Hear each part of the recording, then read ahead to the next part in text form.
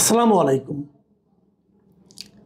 প্রিয় দর্শক, আমরা যখন বিভিন্ন বিষয় নিয়ে আলাপ করি, টক শোতে কথা বলি, অথবা আমার এই ইউটিউব কন্টেন্টে যখন কথা বলি, অথবা যখন আপনারা কথা বলেন, আমরা রাজনীতি নিয়ে কথা বলি, দেশ নিয়ে কথা বলি, ডক্টর ইউনূসকে নিয়ে কথা বলি, হাসিনাকে নিয়ে কথা বলি, ট্রাম্পকে নিয়ে কথা বলি, বড় বড় সব ঘটনা, তাই না? ছোট ছোট ঘটনা থেকে আমরা কিন্তু মাথা ঘামাই না। আমি আজকে একটু ছোট ঘটনা নিয়ে কথা বলবো। তবে যে ছোট ঘটনা নিয়ে আমি কথা বলতে চাই সেটা হলো এই কুমিল্লার নাঙ্গলকোটে একটা ঘটনা। তবে সেটা বলার আগে আমি একটু পেছনে ফিরতে চাই। প্রায় 5 বছর পেছনে ফিরবো আমি। 5 বছর আগে 2020 সালে ভালুকা, ময়মনসিংহের ভালুকা নামে একটা উপজেলা আছে, সেই ভালুকার একটা ঘটনা আগে একটু বলে নিই।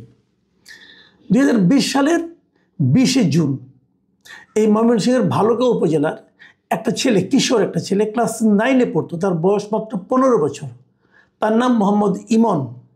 সে ফেসবুকে কিছু একটা লিখেছিল এবং সেই লেখার কারণে তার বিরুদ্ধে একটা মামলা হয় এবং সেই মামলায় তাকে গ্রেপ্তার করা হয়।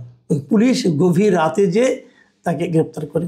সেটা গরিব ঘরে ছিল, খুব গরিব, এবং সে লেখাপড়ার পাশাপাশি রাজমিস্ত্রিরও কাজ করত।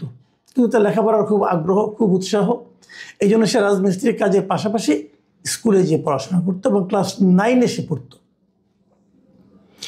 এবং তাকে যখন ধরে নেওয়া হয়, আদালত তাকে কাশিমপুর যে কিশোর সংশোধনী কেন্দ্র সেখানে পাঠিয়ে দেয়। ওখানে সে 2 বছর থাকে, তারপরে সে তার এলাকায় ফিরে।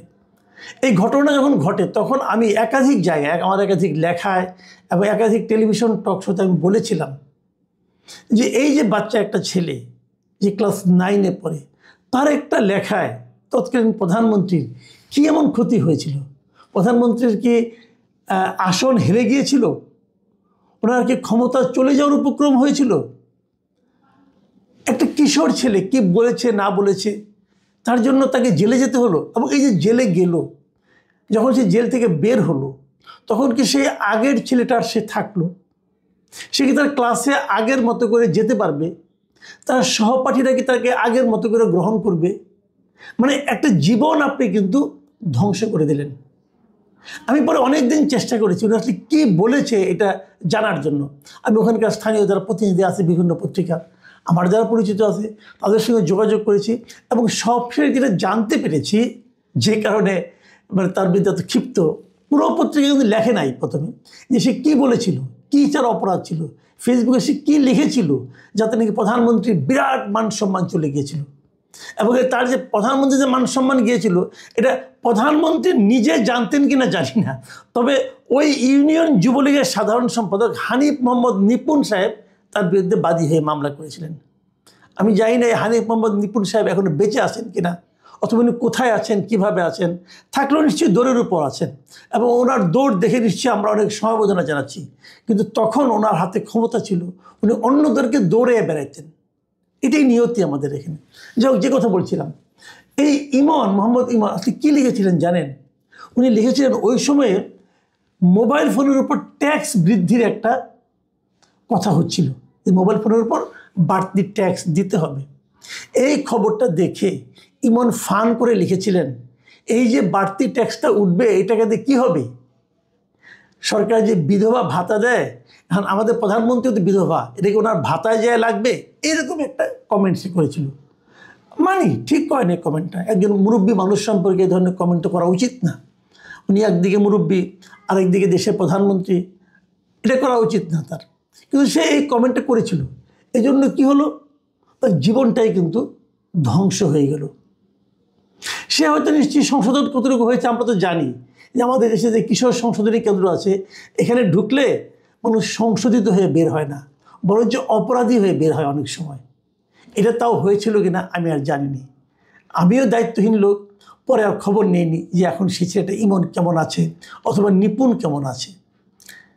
এই যে ঘটনাটা বললাম নিশ্চয়ই আপনাদের কাছে খারাপ লাগলো, এবং সেই যে খারাপ কাজ এটা কিন্তু প্রধানমন্ত্রী করেননি, ওনার চামচারা করেছেন, ওই ইউনিয়ন যুবদলের সভাপতি করেছেন।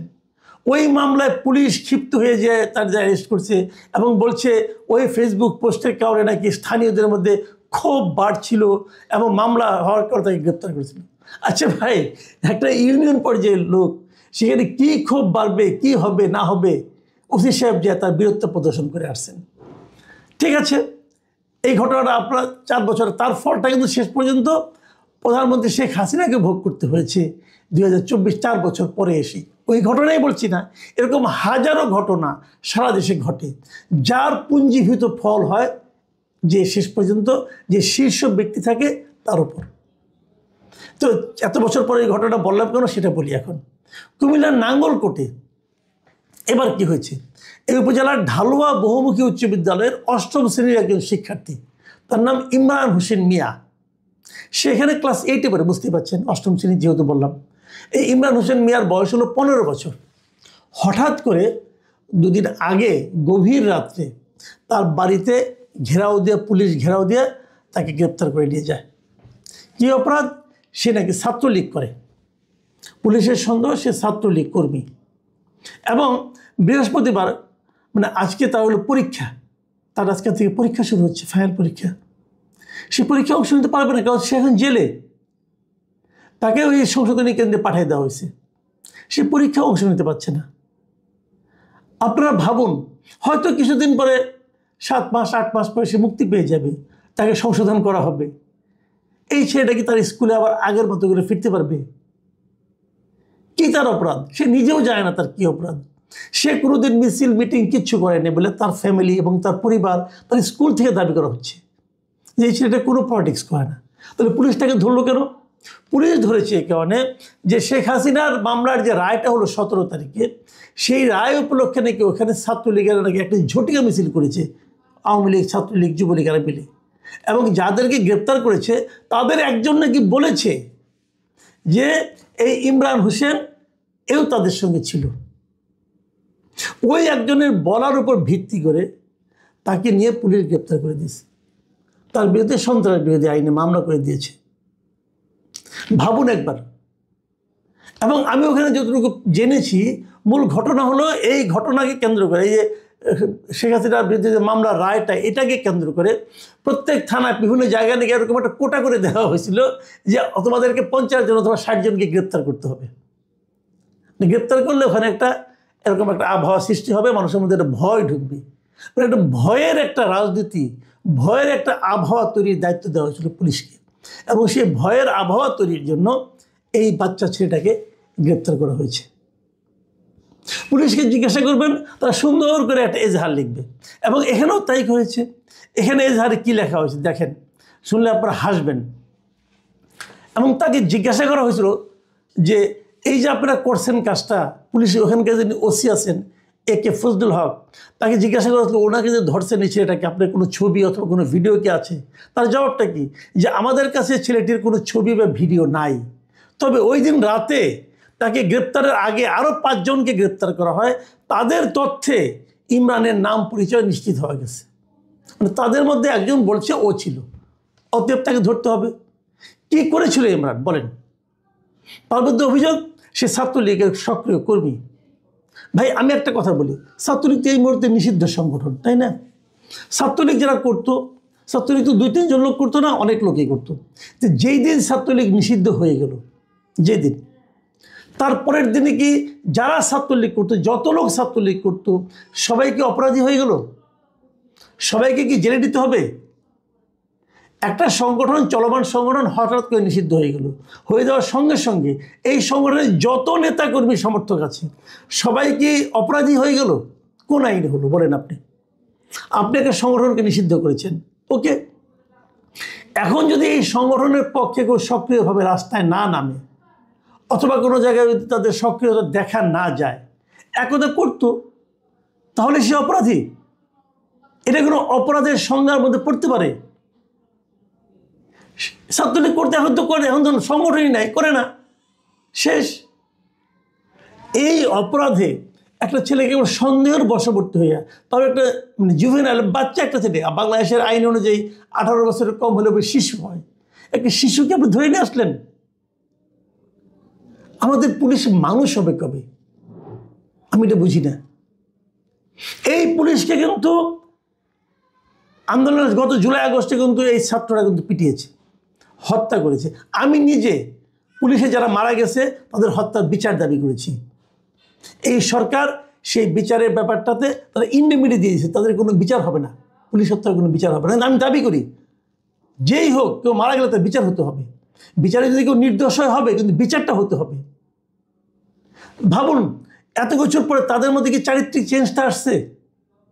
এটা একটা কাজ করছে। ওই ওসি সাহেবকে আমি জিজ্ঞাসা করি, মিস্টার ফজলুল হক সাহেবকে, ভাই আপনার ঘরে বাচ্চা নাই, আপনার শিশু সন্তান নাই,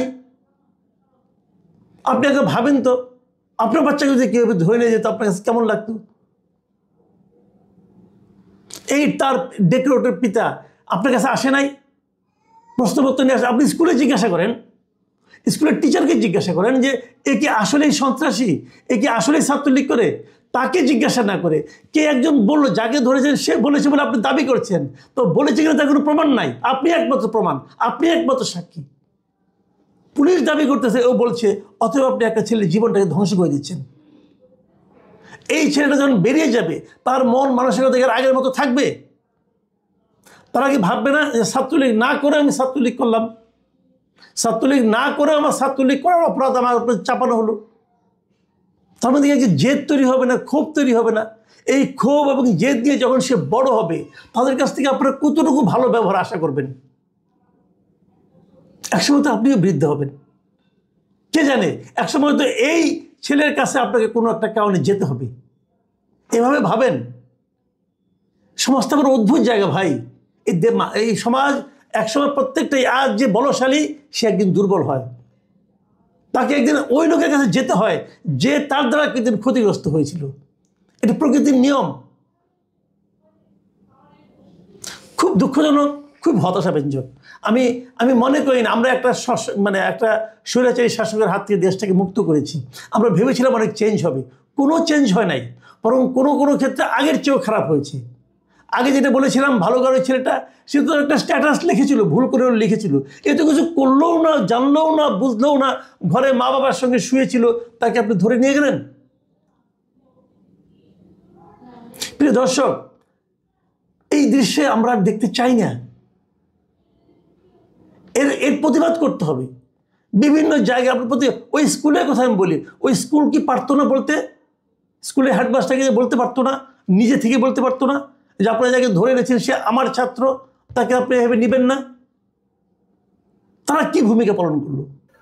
নির্বাচনের বিষয়টা এবং অন্যান্য বিষয়গুলো প্রথমে আমরা যদি একটু শুরু করি যে অজিত দোভালের সঙ্গে যে বৈঠকটা হলো, সে বৈঠকটা ধরেন হাসিনার ফাঁসির আদেশের অনেক দুদিন পরেই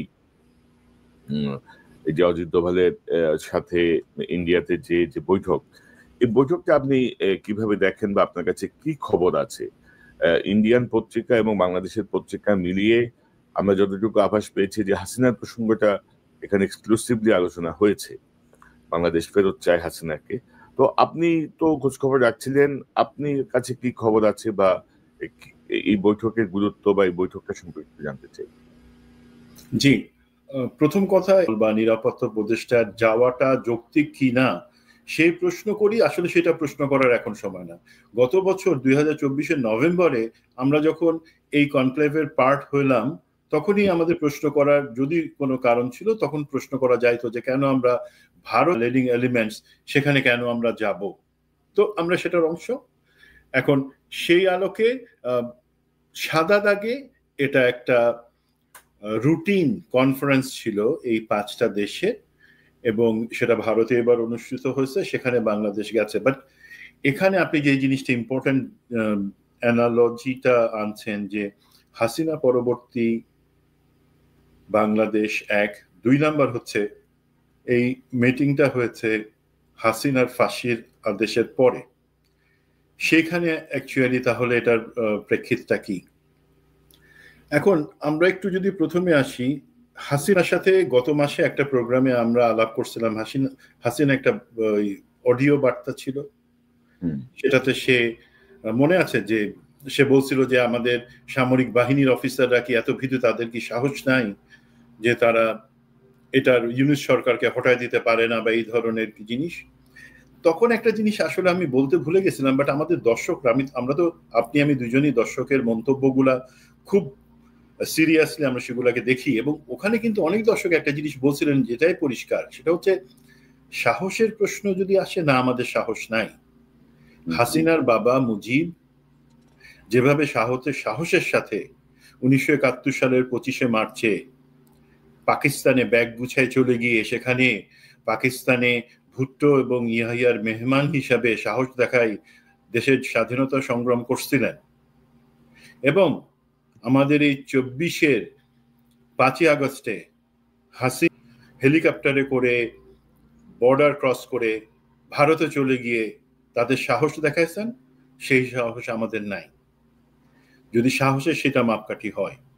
সুতরাং হাসিনা বা আওয়ামী লীগ কি, সেই তাদের সাহস কতটুকু, তাদের এই পরিস্থিতিতে আন্দোলন করবার ক্ষমতা কতটুকু, সেটা ক্লিয়ার হয়ে গেছে।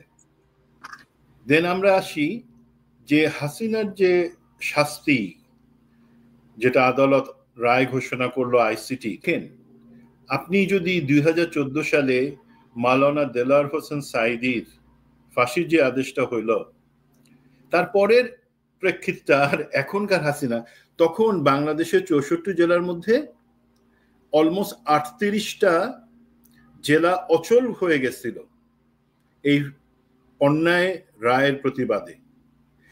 144 জন শাহাদাত বরণ করছিলেন মাওলানা দেলাওয়ার হোসেন সাঈদীকে যেই অন্যায়ভাবে ফাঁসির মিথ্যা একটা রায় আদেশ দেওয়া হয়েছিল তার প্রতিবাদে। আর এখানে আমরা এই নভেম্বরের 17 তারিখে হাসিনার আদেশ হলো, তারপর কয়জন মরছে, কয় জায়গায় বিক্ষোভ হয়েছে, অচল হয়ে গেছে, কিছুই হয় নাই কিন্তু।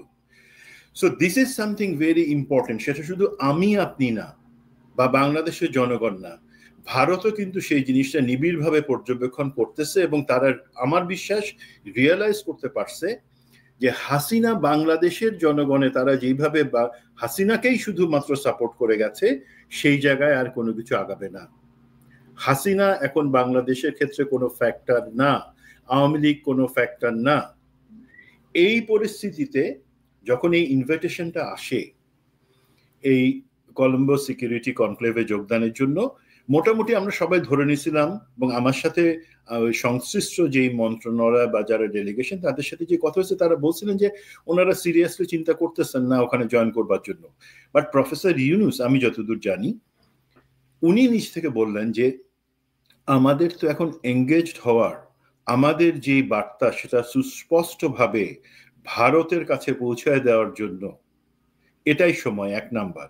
2 নাম্বার হচ্ছে এটা একটা কনফারেন্স, আমরা তো ডিপ্লোম্যাটিক হিসাবে ধরেন ভারতের সাথে আমাদের কূটনৈতিক সম্পর্ক ছিন্ন করি নাই। ভারতের সাথে আমার আপনার যেই জায়গাটা অবস্থান, সেটা বাংলাদেশের সবাই, যে আমরা প্রতিবেশী হিসেবে থাকবো সম্মানের সাথে, সমতার ভিত্তিতে। তুমি আমার জন্য থ্রেট পোস্ট করবা, সাহস করবা না, আমিও তোমার জন্য কোনো সমস্যা তৈরি করব না। এই বার্তাটা যেহেতু আছে, সেখানে তখন সিদ্ধান্ত হয় যে ঠিক আছে, ডক্টর খলিলুর রহমানের নেতৃত্বে জয়েন করবে। এবং জয়েন করার পরে যথারীতি উনি ওনার আজকের যে ভাষণটা সেটা আপনারা শুনেছেন, সেখানে যেই জিনিসগুলো বলা হয়েছে যে বাংলাদেশ কারো ইশারায় চলবে না, 1 নাম্বার পয়েন্ট। 2 নাম্বার বলা হয়েছে যে আমাদের উপর অযাচিতভাবে মিডিয়া আক্রমণ চলছে, এবং এই যে ভারত মহাসাগরীয় বা বঙ্গোপসাগরের নিচে যে অঞ্চলটা আছে, এই ঘিরে যে দেশগুলা, তাদের মধ্যে সিকিউরিটি কোঅপারেশনের গুরুত্বপূর্ণ, সেটা একটা এক্সপেক্টেড। এর বাদে যেটা হয়েছে, যেটা নিয়ে পাবলিক কিউরিসিটি এবং কনসার্ন, হ্যাঁ, ভারতের এনএসএ অজিত দোভালের সাথে আমাদের এনএসএ ডক্টর খলিলুর রহমানের একটা সাইডলাইন বৈঠক হয়েছে। এটা সত্যি, এটা অস্বীকার করবার কিছু নাই। এবং ওনারা যাবার আগে আমার সাথে যতটুকু কথা হয়েছে, সেই থেকে আমি একটা ধারণা পাচ্ছিলাম যে ওনারা আসলে একটা টাফ স্ট্যান্স নেবেন, যেহেতু ওনারা সম্ভবত একটা প্রেস ব্রিফ করে ওনাদের অবস্থানটা এবং কি হচ্ছে সেটা পরিষ্কার করবেন। বাট আমি যতটুকু ধারণা করতে পারি সেটা হচ্ছে হাসিনা পরবর্তী বাংলাদেশ কি, সেই জিনিসটা আমাদের পক্ষ থেকে পরিষ্কারভাবে বলে দেওয়া হয়েছে যে হাসিনাকে তোমরা প্রত্যাবর্তন করো, এক্সট্রাডিশন ট্রিটি যেটা আছে সে অনুযায়ী, সেটা এক্সপেক্টেড। যদি না করো, সেজন্য আমরা তোমাদের কাছে কান্নাকাটি করবো না। বাট লুজার হবা ভারত, তোমরাই লুজার হবা। সেটা হচ্ছে কি, আমাদের সাথে তোমাদের যে অমীমাংসিত জিনিস আছে, সেখানে আমাদের তোমাদের কাছে চাওয়ার তেমন কিছু নাই। আমরা এখন নিজেদের মতে চলতে পারবো ইনশাল্লাহ। তুমি যদি চাও সেই অমীমাংসিত জিনিসগুলো সমাধানের জন্য, দেন তোমাকেই হিসাব করতে হবে যে তুমি কাকে ছাড়বা কাকে ধরবা। এবং আপনার একটা প্রোগ্রাম 2 দিন আগে যেটাতে আপনি বলেছেন যে ভারত সম্ভবত সমঝোতার দিকে আগাচ্ছে এই জায়গাটাতে, সেটা কারেক্ট। অ্যাকচুয়ালি আপনার অ্যাসেসমেন্ট যেটা ছিল সেটা আমি বলবো more or less very much correct. কারণ কি, আমি যেটা শুনেছি সেটা হচ্ছে ভারতের দিক থেকে কিন্তু তাদের সুরটা অত্যন্ত নরম ছিল এবং হুমকির বদলে তারা জানতে চাইছিল যে ঠিক আছে, আমরা যদি সম্পর্ক উন্নয়ন করতে চাই, মনে রাখেন ভারত যে ট্রানজিট হাসিনার কাছ থেকে বিনা পয়সায় পাইছিল, যে একটা ইকোনমিক জোন পাইছিল, বিদ্যুৎ জ্বালানি প্রতি ক্ষেত্রে তাদের যে ব্যবসা ছিল, সেই জিনিসগুলো কিন্তু বর্তমান সরকার স্থগিত করে রাখছেন। তো সেই পয়েন্টে তারা জানতে যাচ্ছিল সেগুলো আগানোর জন্য আমাদের দিক থেকে আর কি আছে। তা আমাদের পক্ষ থেকে সম্ভবত বলা হচ্ছে যে আমরা চাই সমতা, এবং তোমরা এই যাদেরকে আশ্রয় দিয়ে রাখছো এইভাবে জিনিসটা চিন্তা করো যে আমরা সিকিউরিটি থ্রেটের ব্যাপারে আলাপ করছি, ন্যাশনাল সিকিউরিটি অ্যাডভাইজারদের মিটিংয়ে। আমাদের বাংলাদেশের জন্য সিকিউরিটি থ্রেট কি? হাসিনা ওইখানে বসে মুখ খুললে পরে যে বক্তব্য রাখতেছে, তার লোকদের দিয়ে যে আমাদের মধ্যে অশান্তি তৈরির চেষ্টা করতেছে, সেটা কি তোমরা মনে করো না যে আমাদের জন্য সিকিউরিটি থ্রেট? তো সেই জিনিসে ভারত, আমি যতদূর বিশ্বাস করি এবং আশা রাখি, ভারত আস্তে আস্তে অ্যাকচুয়ালি এই যেই পালাই গেছে যে বীর সৈনিকরা পতিত হাসিনার সাথে সাথে আওয়ামী লীগের, তাদের বেশ কিছুকে আস্তে আস্তে পুশব্যাক করে বাংলাদেশে পাঠায় দিবে, এটা আমরা আশা করতে পারি। এবং পুরা জিনিসটা, এবং আমি আশা করি না যে হাসিনার এক্সট্রাডিশনটা এই সরকারের আমলে হবে, পরবর্তীতে নির্বাচিত সরকার আসলে হবে। বাট আমাকে যদি কোনো ভাই আপনি পার্সোনালি জিজ্ঞাসা করেন, Hasina is a dead horse now. ওর ব্যাপারটা নিয়ে আমরা, ও শুধু ওর না, বাকি সবার বিচারটা আমরা নিশ্চিত করতে চাই। বাট একই সাথে কিন্তু হাসিনা হইলে আমাদের চলবে, ও না আসলে চলবে না, এমন কোনো জিনিস হওয়া উচিত না। হাসিনাকে আমি তো পার্সোনালি চাই না যে হাসিনার কবর বাংলাদেশের মাটিতে হোক। এই মাটি অনেক পবিত্র। এইখানে হাসিনার মতন ফ্যাসিস্ট, হাসিনার মতন খুনি, সেটা আজকে খুনি বলতে কোনো অসুবিধা নেই, আদালতে প্রমাণিত, তার কবর বাংলাদেশের মাটিতে হবে। তার বদলে তুই ভারতে পচা জিনিস পচা জায়গা গিয়ে মর, আমার কোনো আপত্তি নাই। কিন্তু যদি ভারত সেটা নিয়ে গোয়ার্তুমি করতে চায়, দে উইল বি লুজার, এবং আমাদের হাতে স্টিল বার্গেনিং টুলগুলো থাকবে। তো সেই প্রেক্ষিতে আমি মনে করব নিরাপত্তা সংশ্লিষ্ট কনক্লেভে বাংলাদেশে সংযুক্ত হওয়াটা সরকারের সিদ্ধান্ত, পরবর্তী সরকার সেটা ডিসিশন নিবে এবং সম্ভবত সেখানে যুক্তই থাকবে। বাট সাইডলাইনে যে বৈঠকটা হয়েছে, আমি ধরেন আপনার প্রোগ্রামে ডক্টর খলিলের অনেক কাজের অনেক সমালোচনা করছি, বাট এই পয়েন্টটাতে আমি যেহেতু মোটামুটি নিশ্চিত এই লাইনেই আলাপগুলো হয়েছে, আমি আশা করব আপনারা যেভাবে জিনিসটাতে শক্ত অবস্থানে আছেন সেটাই বজায় রাখেন। তাহলে পরবর্তী নির্বাচিত সরকার আসলে পরে তারা কিন্তু সেইখান থেকে আবার শুরু করতে পারবে, রিভার্স হওয়ার সুযোগ তাদের খুব কম থাকবে।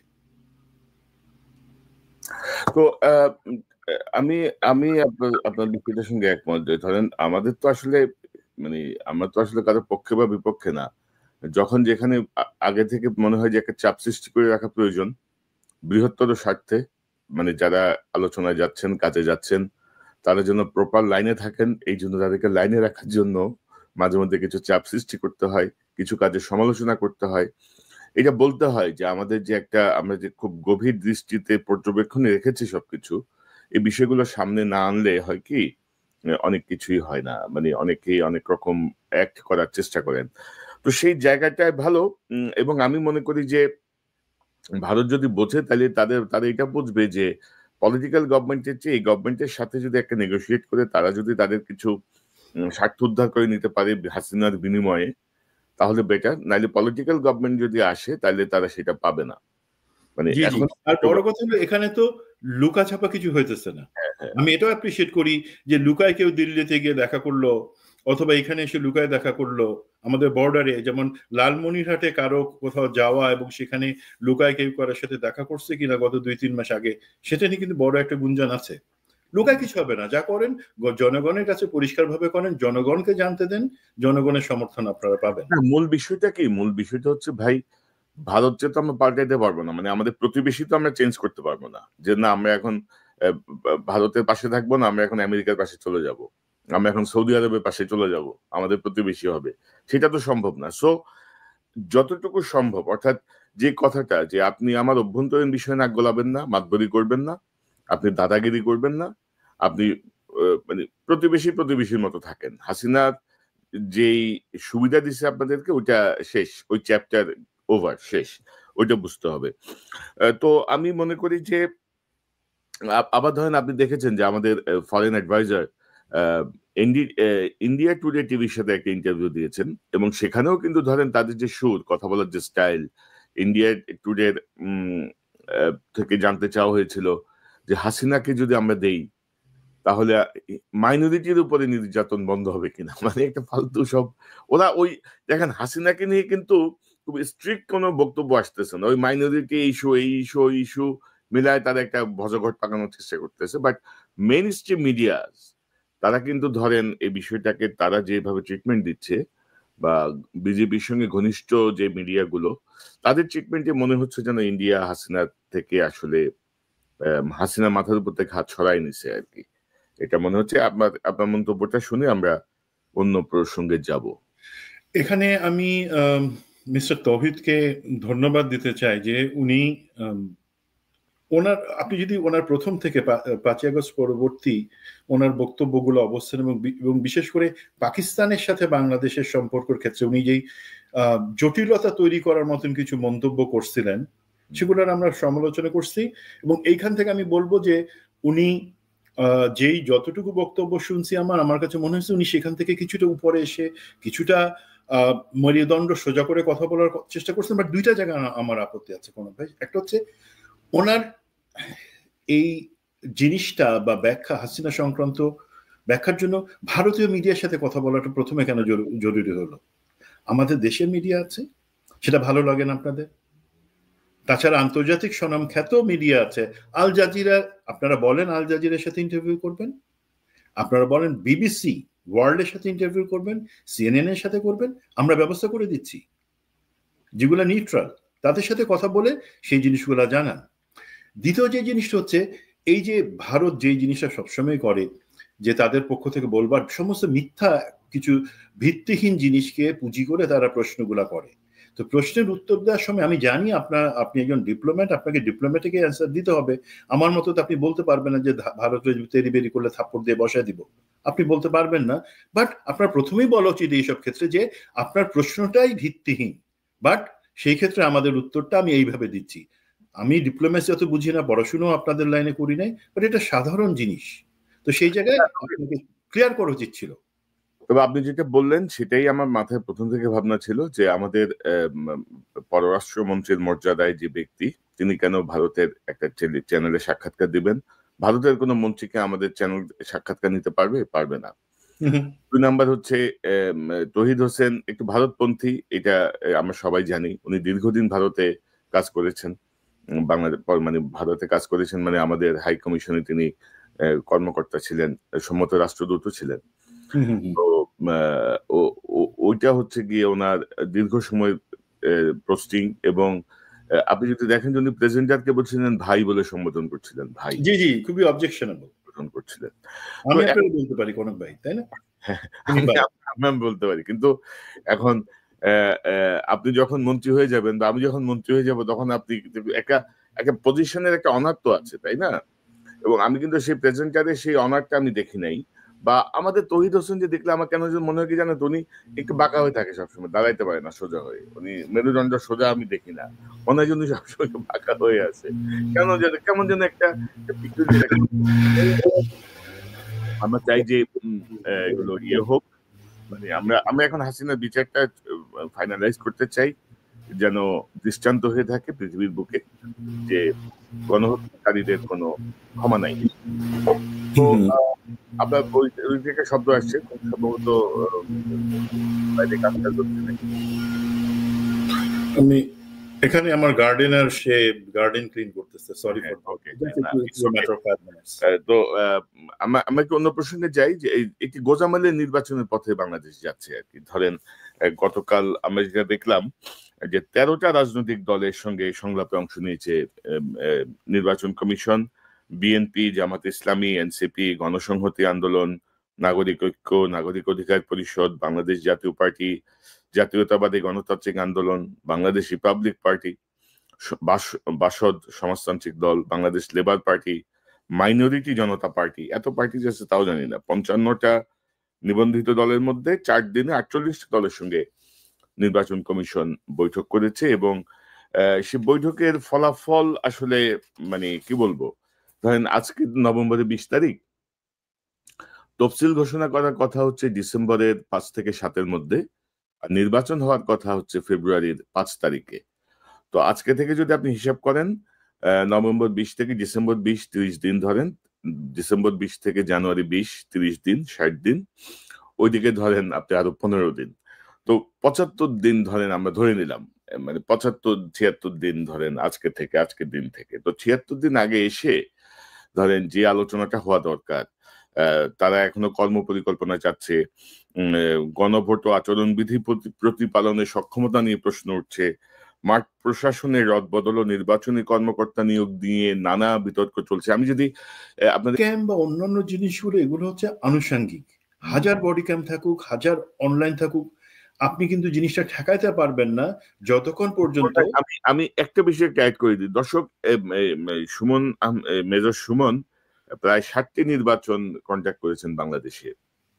তো নির্বাচন নিয়ে তার যে ব্যক্তিগত অভিজ্ঞতা, ধরেন এই যে বডি ক্যামের কথা বলছি আমরা, ড্রোনের কথা বলছি আমরা, কি করবেন আপনি বডি ক্যাম দিয়ে রেকর্ড করে কি করবেন? ওই বডি ক্যামের ফুটেজ দেখে যে সিদ্ধান্ত, ওই সিদ্ধান্ত হইতে হইতে সংসদের মেয়াদ শেষ হয়ে যাবে।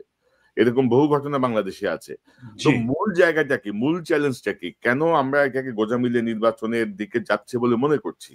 আপনার একটা বিশ্লেষণ সব মিলায় যদি একটু বলেন। আসল যে জিনিস কোনটা? আসল জিনিসটা হচ্ছে নির্বাচনের যারা স্টেক হোল্ডার্স, এক হচ্ছে রাজনৈতিক দলগুলা, 2 নাম্বার সরকার, 3 নাম্বার হচ্ছে ইলেকশন কমিশন, 4 নাম্বার যেটাকে আমরা সবসময় ইগনোর করি সেটা হচ্ছে জনগণ।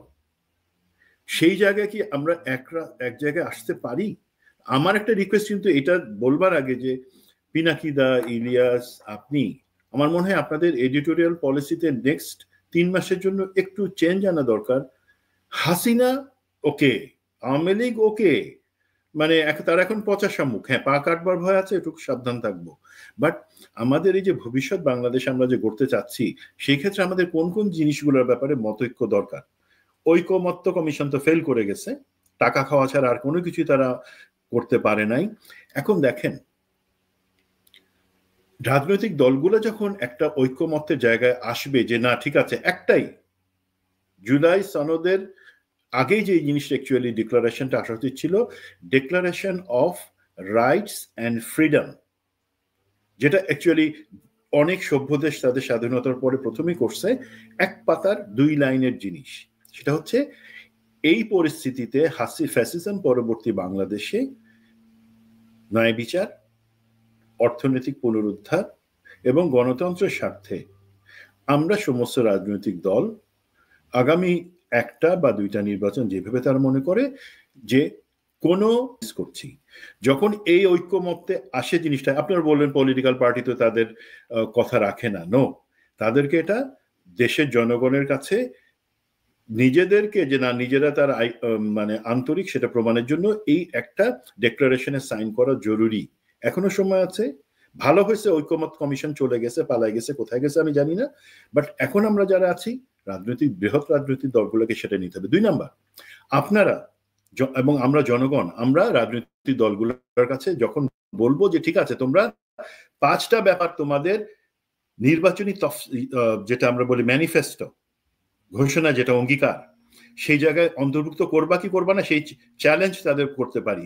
যদি তোমরা অন্তর্ভুক্ত করো তোমরা ভোটের কনসিডারেশন আসবে, যদি না করো তোমরা ভোটের কনসিডারেশন বাদ। 1 নাম্বার, যে গুম খুন এবং জুলাই অভ্যুত্থান যা আছে সেগুলা, সেই সময় যে হত্যা, সেগুলার বিচারটাকে সম্পূর্ণ করবার অঙ্গীকার, যে সেগুলো আমরা সম্পূর্ণ করব।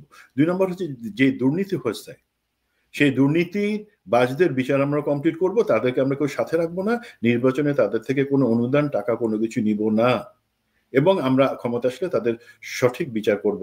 3 নম্বর হচ্ছে আমাদের যেই যেটাকে আমরা বলি সংস্কার, একটা বিচার বিভাগটা জরুরি। ধরেন কিভাবে হাসিনা এই গত 15 বছরে আমাদের শিক্ষা ব্যবস্থাকে নোজ ডাইভ করাইছে, পুরা একদম গাত্তার মধ্যে ফেলে দিছে। কি? ওই লটারি সিস্টেম করে রাখছে ভর্তির ক্ষেত্রে, বাচ্চারা লটারি সিস্টেমে। ভাই তাহলে আপনারা বিসিএস, প্রশাসন, আপনাদের নির্বাচন কমিশন, সরকার লটারি করেন না কেন? 10 জনের নাম দেন, কনক লটারিতে চলে আসলে কনক উপদেষ্টা হবে। সেভাবে তো হচ্ছে না ভাই। একটা তারা নিয়ম মেনে চলতেছে, সেই জায়গাটাতে সেই সংস্কারগুলা তারা করবে, অঙ্গীকারের জায়গা। সেটা যদি তারা একসাথে করে তখন কিন্তু জনগণ বেছে নেওয়ার সুযোগ পাবে, তখন মারামারি হানাহানি সেই জিনিসগুলো হবে না। এখন আমরা যদি আসি ওইখানে প্রস্তুতির ব্যাপারে, প্রথমে আসেন যে হ্যাঁ সরকার বলছে যে একটা নির্বাচন করবে, এবং আমি মনে করি আমাদের পুলিশ প্রশাসনের একটা ঘোষণা আপনি নিশ্চয়ই দেখছেন, যে পুলিশ প্রশাসন বলেছে যে 2018 এবং 2024 সালের ভোটারবিহীন অথবা দিনের ভোট রাতের নির্বাচনে সংশ্লিষ্ট যে পুলিশের কর্মকর্তা ছিলেন তাদেরকে তারা সাইডলাইন করে রাখবে, প্রত্যক্ষভাবে এই নির্বাচনে অংশগ্রহণের তাদের সুযোগ থাকবে না। That's a good decision. But আমরা অন্য কোনো আমাদের জনপ্রশাসন অথবা বিভিন্ন বাহিনী থেকে এই ধরনের কোনো অঙ্গীকার পাই নাই। জনপ্রশাসন আমার বিশ্বাস আছে সেটা তারা নিশ্চিত করবেন। আর বাহিনী ধরেন সেনাবাহিনী বা যারা আছে সেখান থেকে অ্যাকচুয়ালি সেটার জন্য যে রিফর্মস দরকার, আমার মনে হয় না প্রফেসর ইউনূস সেটা চিন্তা করেন বা সেই রাস্তায় আগাচ্ছেন। উনি সেনাবাহিনীর বর্তমান লিডারশিপের সাথে একটা সহ অবস্থান রেখে আগাতে চাচ্ছেন, এবং উনি আশা করছেন, উইশফুল থিঙ্কিং, সেটা হচ্ছে যে না ওই ধরনের কর্মকর্তাকে রাখা হবে না। এখন জিনিসটা দেখেন ভাই, দিনের ভোট রাতে কিভাবে হয়েছে সেটা আমার দেশ মাহমুদুর রহমান ভাই একটা জেনারেলাইজ করে একটা জিনিস দিচ্ছেন, বাট এগুলো আমরা জানি, এবং এই জিনিসগুলো কিন্তু আমরা নির্বাচন কমিশনের কাছে সুস্পষ্টভাবে নাম সহ দিছিলাম যে কিভাবে ডিজিএফআই থেকে তখন বিভিন্ন মাঠ পর্যায় পর্যন্ত, সেটা পুলিশ প্রশাসন, জনপ্রশাসন, সেনাবাহিনী, প্রতি জায়গায় জিনিসটা বন্দোবস্ত করা হয়েছিল। স্কিমটা কি ছিল, কারা কারা জড়িত ছিল। নির্বাচন কমিশন সাহস করতেছে না, আমি স্পষ্ট বলে দিলাম। নির্বাচন কমিশন, আমরা অনেক কষ্ট করে একটা লিস্ট তৈরি এবং ঘটনা বর্ণনা সহ দিয়েছিলাম, আমাদেরকে তারা যথেষ্ট সম্মান দিচ্ছেন কথা শুনবার জন্য, এবং সম্মানের সাথে বলছেন তারা এটা এক্সিকিউট করতে পারবেন না, যে এই ধরনের কর্মকর্তাকে বাইরে রাখা তাদের হয়তো সাহস নাই। তাই আপনাদের সাহস নাই, তারপর আপনারা আশা করতেছেন ভালো একটা নির্বাচন করবেন। একটা এক্সাম্পল দিই ভাই, ধরেন সবকিছু ঠিকঠাক আছে, এখানে কোনো জালিয়াতি, রিগিং বা দিনের ভোট রাতে হবে না, আপনার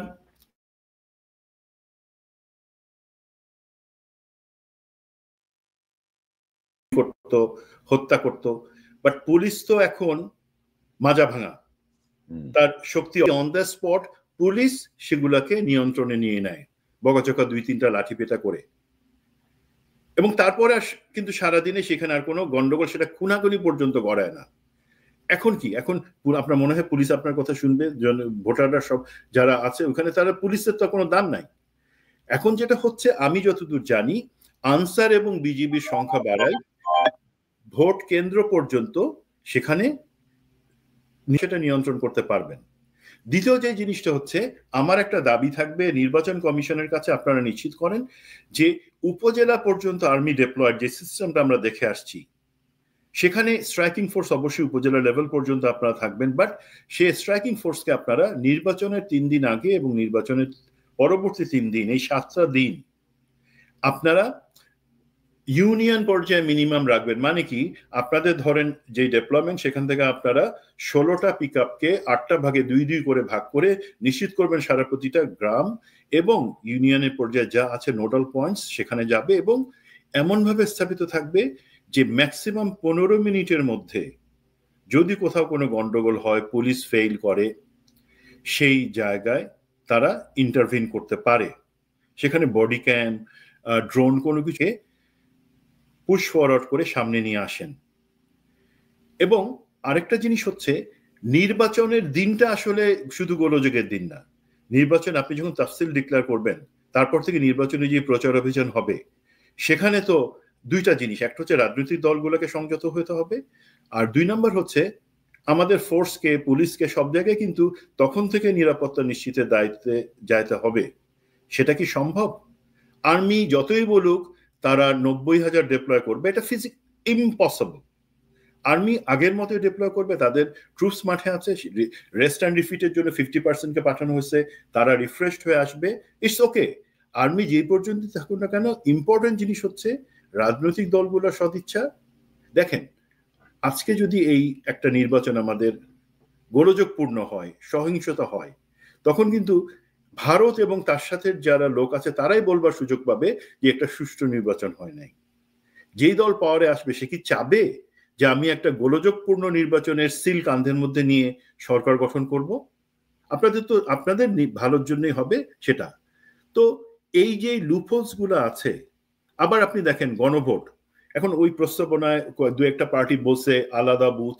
ভাই, আপনি এখানে ভোট দিয়ে আমরা জানি যে আমাদেরকে প্রেসিডেন্ট প্লাস হচ্ছে সেনেটর প্লাস হচ্ছে কংগ্রেসম্যান প্লাস হচ্ছে লোকাল মেয়র সবকিছু একই সাথে একই ভোটে আমরা সিলেক্ট করি, আলাদা বুথের দরকার হয় না। বাট আমি সরকারকে প্রশ্ন করি, আপনারা গণভোট নিতেছেন, আপনারা গণভোটে যে জিনিসটা সংস্কারের যে প্রস্তাবনা বা জুলাই চার্টারকে রাখতেছেন, আপনারা কি আপনাদের দায়িত্বে জনগণকে বিভিন্ন মিডিয়ার মাধ্যমে ওয়াকিবহল করতেছেন, নলেজেবল করতেছেন যে অ্যাকচুয়ালি হ্যাঁ মানে কি আর না মানে কি? আরে ভাই, সরকারি তো এখনো ক্লিয়ার না, যে কি করবো আমরা। হ্যাঁ, এই জায়গায় সরকারের কিন্তু যদি সত্যি, এটা তো জুলাই ঘোষণাপত্র তো আপনারাই লিখছেন, আপনারাই দিচ্ছেন জনগণের পক্ষ থেকে, এটা তো আপনাদেরই দায়িত্ব যে এটাকে সহজ করে লোকের কাছে বলা। লোকে তো ওইখানে গিয়ে 10 মিনিট ধরে সেটা পড়বে না। আপনি প্রচারণা চালাচ্ছেন না কিছু। আমরা আসলে একটা বিশাল সুযোগ হারাইছি। আপনি যে বলছিলেন শিক্ষাক্ষেত্রে সংস্কার বা অন্যান্য সংস্কার, ডক্টর ইউনূসের আসলে এই গত 15 মাস যদি বিশ্লেষণ করেন, ওনার একটা কাজই খুব বেস্ট একটা ওয়ার্ক হয়েছে যে জুলাই বিপ্লবের বিষয়টাকে উনি জাতিসংঘ দিয়ে তদন্ত করাইছে। এটা ওনার মাথার থেকে একটা ভালো জিনিস বেরিয়েছিল, কারণ এই জাতিসংঘের এই ইনভেস্টিগেশন রিপোর্টটা এটাই ওয়ার্ল্ড ওয়াইড স্বীকৃতি এবং এটাই স্ট্যান্ডার্ড হয়ে দাঁড়ায় আছে। আর কোনো কিছুই জুলাই বিপ্লবের পরে ওনার কোনো কার্যকর সিদ্ধান্ত দেখি নেই। হাসিনার বিচার হইতে 15 মাস সময় লাগে না, যেখানে রক্তের দগদগে ঘা, মানে ছাত্ররা কাঁচাচ্ছে, যেখানে সকল কিছু মানে জলে দগদগে ঘায়ের মতো মানুষের মনের মধ্যে, সেখানে এই বিচার হইতে 15 মাস লাগে না। এই বিচার তাও হয়েছে, ভালো কথা। আমরা ভুলে গেছি যে কিভাবে কারা এই 626 জনকে আশ্রয় দিছিল, কারা এই সেনাবাহিনীর জেনারেলদেরকে পালায় যেতে সহায়তা করছে, কারা কোথায় কি করছে, আমরা এগুলো সব ভুলে গেছি, আমরা সব ভুলে যাই। এবং ডক্টর ইউনূসের ব্রিটিশ আমলের মানুষ তো আর্মির ইউনিফর্ম দেখলে ওনার ভয় লাগে বোধহয়, উনি কোনো জবাবদিহিটাই উনি চাইতে রাজি না। তো আপনি মানে এটা ভাই খুবই ক্লিয়ার কথা। আমরা বারবার বলছি ভাই, ছাগল দিয়ে হাল চাষ করতেছেন, ঐক্যমত্য কমিশন মানে একটা ছাগল দিয়ে আপনি হাল চাষ করতেছেন, তাই হয়েছে, লেজে গোবরে করে ফেলছে। না ভাই, ঐক্যমত্য কমিশনের ব্যাপারে আমার যে অবজারভেশন সেটা আপনারটা হচ্ছে ছাগল দিয়ে। আমার কিন্তু যেটা মনে হয়, এবং এটা দুর্ভাগ্যজনক হবে আমার ধারণাটা যদি ঠিক হয়, ঐক্যমত্য কমিশনের যে সদস্য ছিলেন ধরেন মনির হায়াত এবং তারা ইচ্ছা করে কিন্তু, এটা ছাগল না যে তারা বুঝেন না, তারা বুঝে সুঝেই কিন্তু অনৈক্য লাগাই দিচ্ছেন পলিটিক্যাল পার্টিগুলোর মধ্যে। যাতে আমাদের কি ভাই, এখন আমাদের উচিত ওকে হাসিনা চলে গেছে, আওয়ামী লীগ যাতে আর কখনো না আসতে পারে, দেশে ফ্যাসিজম কায়েম না হয়, সেই ব্যাপারে একমত হই। পরে বাকিগুলা বছরের পর বছর সেই জিনিসগুলা পলিটিক্যাল কালচারেই সেগুলো অ্যাডজাস্ট হয়ে আসবে। তারা তো সেইটা না করে অন্য জায়গায় হাত দিচ্ছেন। না অবশ্যই, ওইটা তো অবশ্যই। প্লাস ধরেন এই যে ডক্টর ইউনূসকে ঘাস খায়, উনি বুঝে না যে পলিটিক্যাল গভর্নমেন্ট আসলে বিডিআর হত্যাকাণ্ডের বিচারে কি অবস্থা। বিডিআর কমিশন যে করে রাখছেন, কোনো সারা শব্দ আছে ওইটা? এই যে গুমখুন কমিশন আপনি করে রাখছেন, ওইটার আপডেট কি? যাতে কি জানাইতে হবে না? এদের মেয়াদও তো শেষের দিকে, মানে যে মেয়াদে তাদেরকে দায়িত্ব দেওয়া হয়েছে, এই মেয়াদও শেষের দিকে। তো আপনাদেরকে আমরা ফাইজলামি করার জন্য বসাইছি ভাই, সহজ বাংলা কথা। আপনি জ্ঞানী গুণী বুদ্ধিমান, আপনি নোবেল পাইছেন, তো আমি কি করতাম ভাই? আপনার যে দায়িত্ব দিছি সে দায়িত্ব আপনি পালন করতে পারছেন না, আপনি পারেন নাই। আপনি আপনার থেকেও বুড়া লোকজন দিয়া বসছেন আপনার এই শাসনভার চালাইতে, একটা বিপ্লব পরবর্তী সরকার চালাইতে। আচ্ছা ভাই, বুড়া না বলি, উনি যথেষ্ট, বাট জিনিসটা হচ্ছে উনি যদি থাকেন, ওনার তো এতটুকু বোঝা উচিত না। সুমন ভাই, ব্যক্তি ইউনূসের জায়গায়, ওনার 3-0 থিওরি, ওনার নোবেল পুরস্কার, ওনার গ্রামীণ ব্যাংক, কোনো কিছু নিয়ে আমার কোনো মানে ইয়ে নাই। কিন্তু আমি আপনাকে যে দায়িত্বটা দিলাম, রাষ্ট্রের যে সুবিধা আপনি এখন নিচ্ছেন, বেতন প্রটোকলের যে আরাম আপনি নিচ্ছেন, সেটার জবাব তো আপনি আমাকে দিতে হবে। আমি রেমিটেন্স পাঠাই না বাংলাদেশে, আমার দাবি নাই। বাংলাদেশের মানুষের ট্যাক্সের টাকা আপনি চলতেছেন না এখন, তো ওটার দাবি নাই, আপনি এটার জবাব দিবেন না। আপনি বিপ্লব পরবর্তী আপনাকে কি ঘোড়া ঘাস কাটার জন্য বসেছি আমরা? এখানে কনক ভাই, যে জিনিসটা আমি আমাদের হতাশ করার জন্য বলতেছি না, বাট ফ্যাক্ট হচ্ছে কি, আপনি যেটা বলেন গুম কমিশনের মেয়াদ 2 দিনের মধ্যে শেষ হয়ে যাচ্ছে। এক নাম্বার, বিডিআর কমিশন তাদের যে রিপোর্ট দিবেন সেক্ষেত্রে কি দিবেন আমার বিভিন্ন চাপের মধ্যে থেকে আমার যথেষ্ট সন্দেহ আছে। ধরেন গুম কমিশনে যে 252টা স্টাবলিশ যেই জিনিসগুলা প্রমাণিত হয়েছে যে এই 252টা কেস নিয়ে তারা আগাইতে পারে, তার মধ্যে কিন্তু 3টা নিয়ে আইসিটি কাজ করেছে এবং রায় হয়েছে।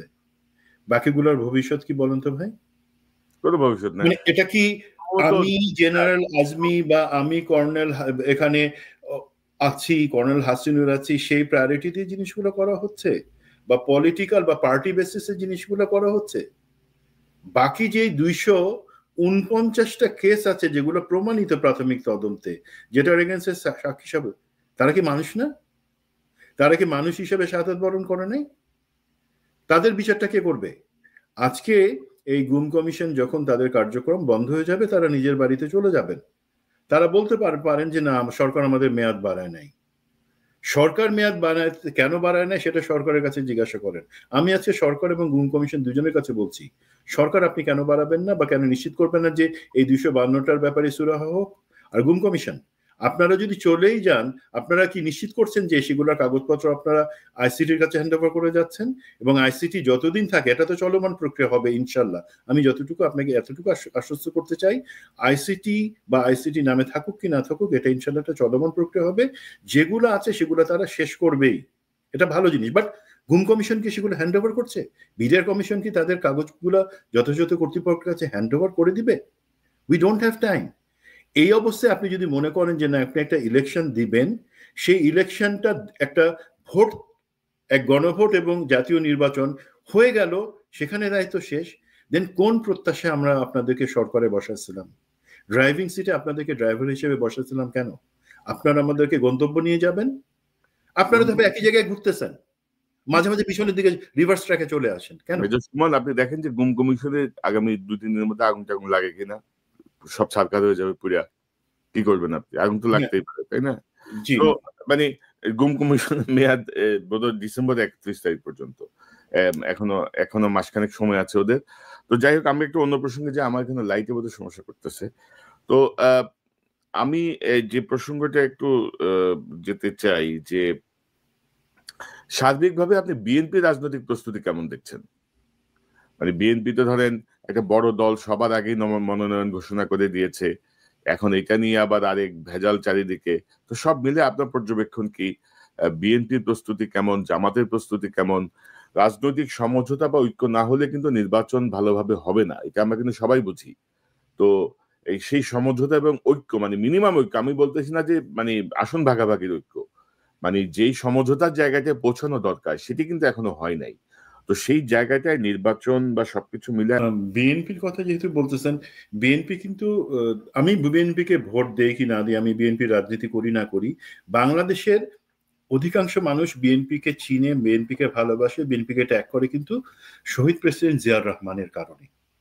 তিনি যে একজন নেতা ছিলেন বা রাজনৈতিক নেতা শুধু তা না, কিন্তু বাংলাদেশে সত্যিকার ভাবে একটা রাষ্ট্র হিসাবে রাষ্ট্র ব্যবস্থা তৈরি করবার জন্য যেই পদক্ষেপগুলো নেওয়া দরকার উনি প্রথম নিছেন। এক নাম্বার, উনি বাংলাদেশে বহুদলীয় গণতন্ত্র ফেরত আনছেন।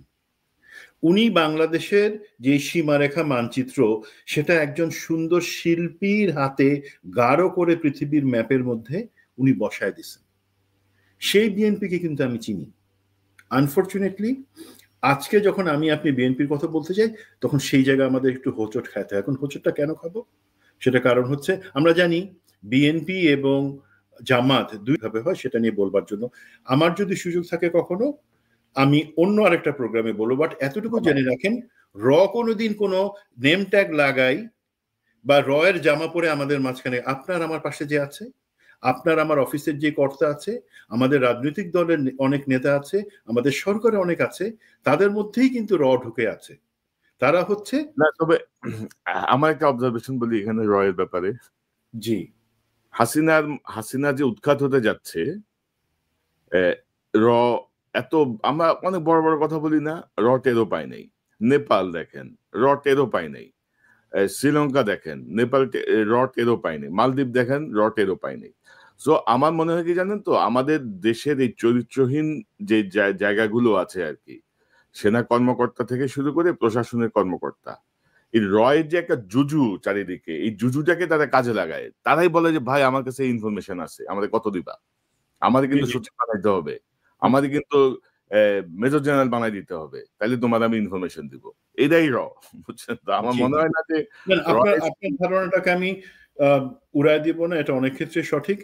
তো এই ভারতীয় যে প্রেশার বা ভারতীয় যে ইচ্ছা, সেই ইচ্ছাটা এই জামাত বিএনপি সবার মাঝখানে চাপাই দেওয়ার একটা ইচ্ছা শক্তিছে।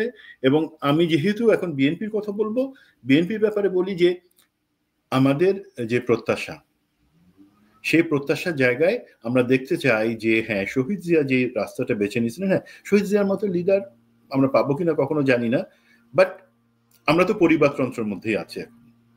তার মধ্যে থেকে তাহলে সেটা একটা ভালো দিকও আছে। আমি সেই লেগাসিটা আমি ক্যারি ফরওয়ার্ড করি, আমি দেখাই যে হ্যাঁ আমার বাবা যেই রাস্তায় যেইভাবে বিজ্ঞতার সাথে জিনিসগুলো করেছেন সেটা করি। আমাদের সবাইকে সেই যেই পর্যায়ে নেতা আছেন এখানে বিশ্বাস করতে হবে যে ঠিক আছে, আমার মধ্যে যদি নেতৃত্ব থাকে আমি 10টা লোকের ফালতু কথা শুনবো না।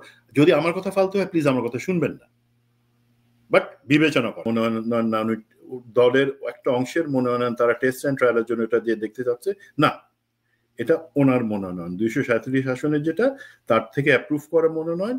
তো সেখানে কিছু জিনিস আমরা দেখতে পাই যে কিছু, আপনি আলাপ করছিলেন এটা নিয়ে, এবং দেখেন আমি শুধু আলাপ করবো একটা জায়গায় ধরা দিই যে আপনারা যে এইবার সামরিক বাহিনীর কাউকে মনোনয়ন দিলেন না, যে 3 জনের কথা বলা হচ্ছে ওনারা তো ডাইনোসর যুগ থেকে আছেন, ওনারা প্রাগৈতিহাসিক সম্পদ, পুরাতাত্ত্বিক সম্পদ হিসেবে এখন জাদুঘরে যাওয়ার সময় হয়েছে। তার বাদে বর্তমান প্রজন্মের যারা আছে তাদেরকে মনোনয়ন দেওয়াটা অন্তত 8-10 জন কেন জরুরি ছিল, সেটা হচ্ছে কি এই 17 বছর 15 বছর প্লাস 111 এর 2 বছর বিএনপির বিরুদ্ধে যে বিষদগার এবং বিএনপিকে সশস্ত্র বাহিনী থেকে যেভাবে ডিস্ট্যান্সিং করা হয়েছে প্রপাগান্ডার মাধ্যমে, একটা লোককে আপনি ইলেকশনের আগে বলেন যে সে তার এত টাকা আর্থিক কেলেঙ্কারি সিঙ্গাপুরে ধরা পড়ছে, টাকা আনা যাবে না, তাকে আপনি পিটাইলেন। এই যে চরিত্র হনন করা হয়েছে পার্টির এবং পার্টির লিডারশিপের, সেই জায়গা থেকে কিন্তু তারপরে বাকি 15 বছর একইভাবে চলে গেছে। ইভেন শহীদ প্রেসিডেন্ট জিয়াউর রহমানকে যখন তার বীরুত্তম খেতাবটা যখন কেড়ে নেওয়া হয়েছে, তখনও কিন্তু সেটাও একই উদ্দেশ্য করা হয়েছে। বিএনপি সেটার প্রতিবাদ করেনি, স্বাভাবিক। যদি আমি বালুর ট্রাক সরাতে না পারি খালেদা জিয়াকে বের করবার জন্য সেই সময়টাতে, তাহলে আমি এটাও করবো না, স্বাভাবিক। এখন এই তার বিপরীতে বিএনপির দরকার ছিল খুব, যে বিএনপি যে স্বাধীনতার পক্ষে শক্তি এবং বিএনপি এই ক্ষেত্রে আন্দোলনের ক্ষেত্রে একটা বড় ভূমিকা ছিল, সেটা জাস্টিফাই করার জন্য, কানেকশনটা এস্টাবলিশ করার জন্য আমাদের যারা রিটায়ার্ড অফিসার আছেন, যারা সত্যিকারভাবে জাতীয়তাবাদী আদর্শে বিশ্বাস করেন, কাজ করেছেন মাঠ পর্যায়ে অনেক ভূমিকা রাখছেন, তাদেরকে মনোনয়ন চিন্তা করা উচিত ছিল। দেন তাহলে হতো কি ব্রিজিং দ্য গ্যাপ, সেই জিনিসটা হতো।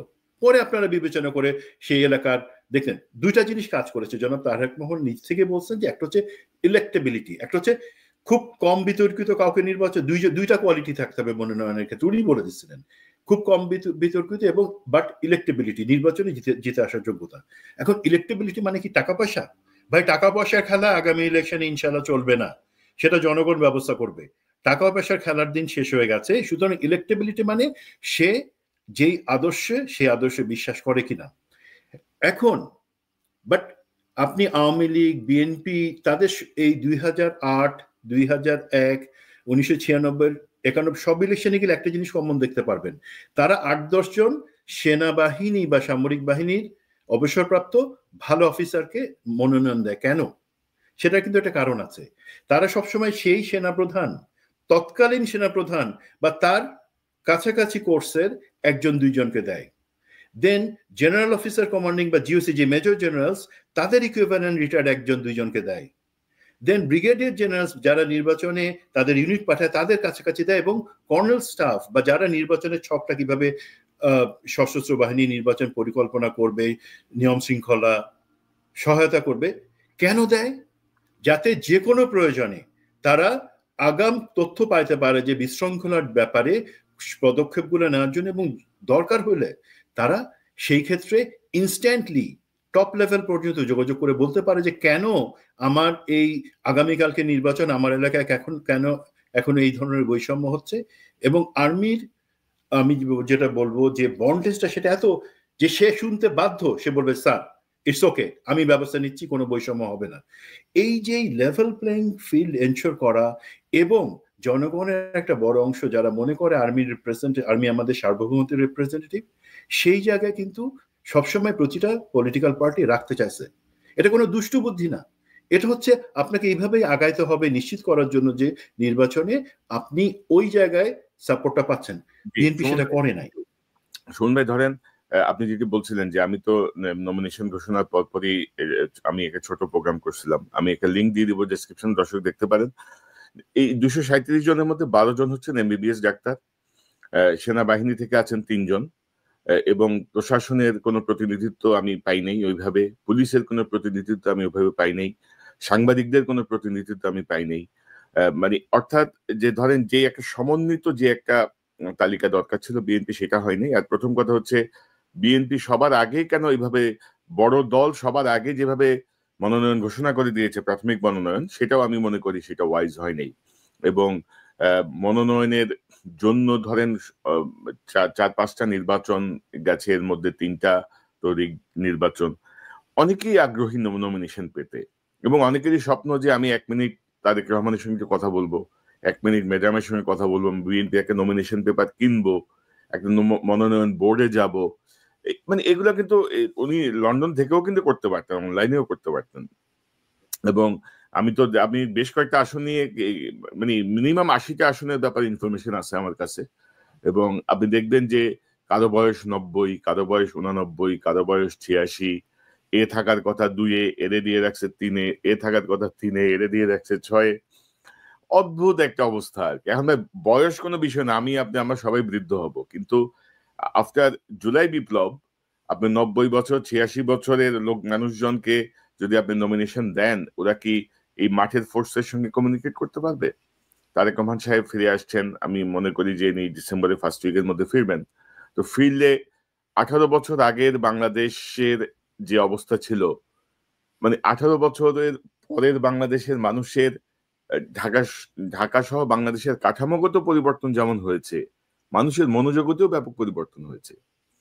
18 বছর আগের প্রযুক্তি আর 18 বছর পরের প্রযুক্তি এক না। তারেক রহমান সাহেব এসে কতটুকু অ্যাডজাস্ট করতে পারবেন, মানে সিচুয়েশনটা অ্যাডজাস্ট করে নির্বাচনের জন্য দলকে কতটুকু স্পিডি ওয়েতে নিতে পারবেন, সেটা এখন দেখার বিষয়। কারণ আমরা মনে করি না যে নির্বাচনে কোনো ধরনের অরাজকতা হোক, কোনো ধরনের মানে সিল মারার নির্বাচন হোক, অবৈধ কেন্দ্র দখল করে সেই জায়গাটায়।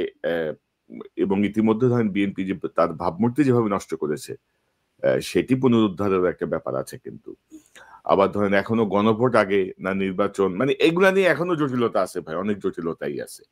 তো সব মিলিয়ে তারেক রহমান সাহেব ফিরে আসুক, তারপর দেখা যাক উনি কি করে, ওনার দল, ওনার ভাবনা। আমাদের তো এত ভাবনা না, আমরা বলতে পারি অবজারভার হিসেবে যে যেই জায়গাগুলো আমাদের মানে চোখে লাগছে বা সমস্যা মনে হচ্ছে, সেই জায়গাগুলো তুলে ধরা।